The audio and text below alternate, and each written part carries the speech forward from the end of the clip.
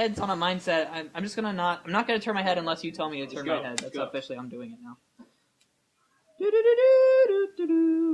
Welcome to the Whoop with Russell Lewis, where we'll be breaking down everything that's going on at El Camino, the news, and pretty much anything else I feel like talking about. My name is Russell Lewis. This week, we finally have the STEM Center opening here at El Camino College. If you're not familiar with the STEM Center, it's a program where essentially the school is going to help people like you, myself, try and get jobs already. The only problem is that it's taken them 12 years in order to get this thing up and running. 12 years ago, Lindsay Lohan was sober, Amanda Bynes was cute, and gasoline was, wait, it was $1.61 a gallon? Is that for real right now, you guys? $1.61 a gallon. People were complaining about $1.61 a gallon 12 years ago, and now we're paying $4.20 a gallon, you guys. Unreal.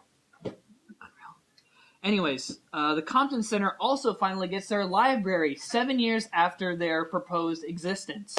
I mean, it's pretty cool that they are getting a library, and I really hope that the students decide to take advantage of this amazing opportunity.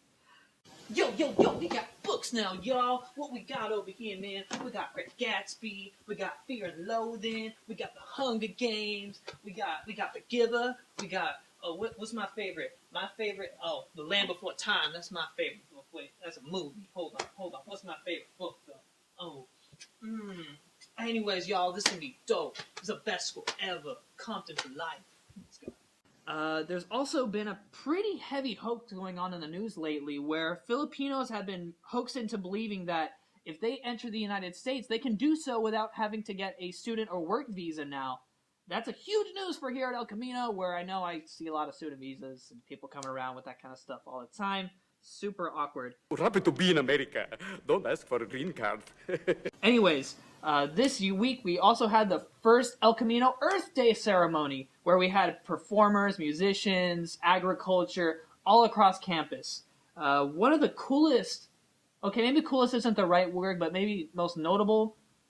Okay, maybe not the right word either, but it's definitely the most weird performance that I saw when I was there was from Victor Taylor, also known as X-Man, former producer for Ice Cube, The Game, as well as several other rap groups. Here's his solo performance with his song, Doing It in the Dark. Most of us left on deck to relieve this stress. The ambiance mad cultured and thick with essence. Yeah.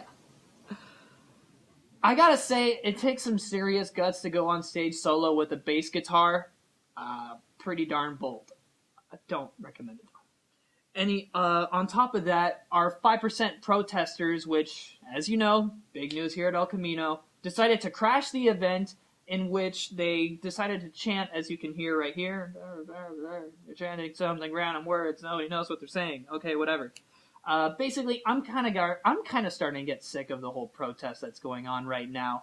I mean, you gotta think about it. I mean, I've given them the benefit of the doubt. In fact, in the first Whoop, I told you how much I believe in them and how, they deserve the 5%, the whole bag of chips and the whatnot.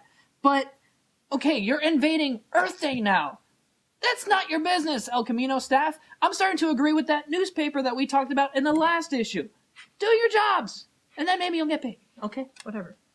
On top of that, there was also a unique event where there was a stand for the Farm Foundation, a foundation of trying to spread veganism and, anti-animal cruelty, whole shebang. Basically, the gist of it is they wanted you to watch a 4-minute video in which you would get $1 in return.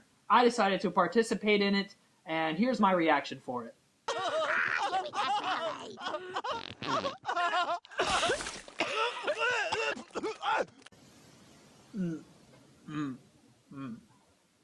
I still love steak, you guys. I'm really sorry. I can't stop. I know it was gross, and I did the whole neck thing, but I love steak. Anyways, in the police beat, we had a very interesting story where a student, it turns out actually here at El Camino that we have classes where students can use fake naganatas. It's kind of like a staff with a giant blade at the end, in which they are practicing martial arts weapons on each other. Only problem is that some of these guys are taking it a little bit too real, and which a student got kicked out of the class for injuring another one, almost beating him unconscious. We actually have footage of that right here. Dude, that's a sick thing. Where'd you get that information? Hello, Brian. Naples. Hello, Russell.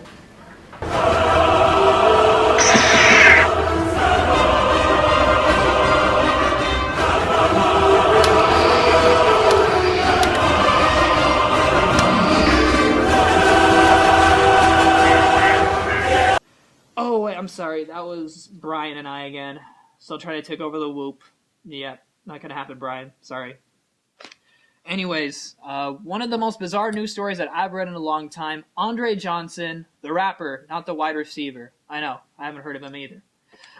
He cuts off his own penis and then ascends to jump off of a 2-story building, in which basically, I guess he was trying to get the attention of Wu-Tang, because apparently he has a big following with them. In fact, he had been signed to them right before that.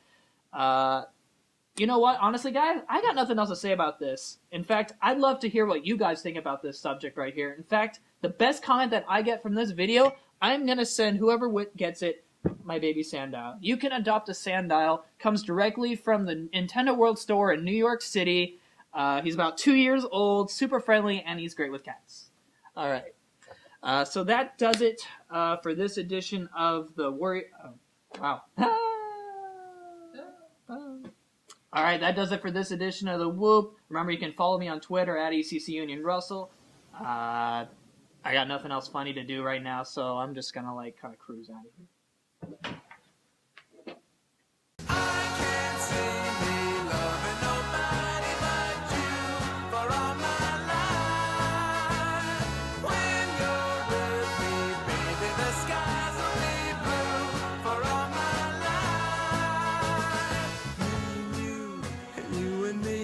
No matter how they toss the dice,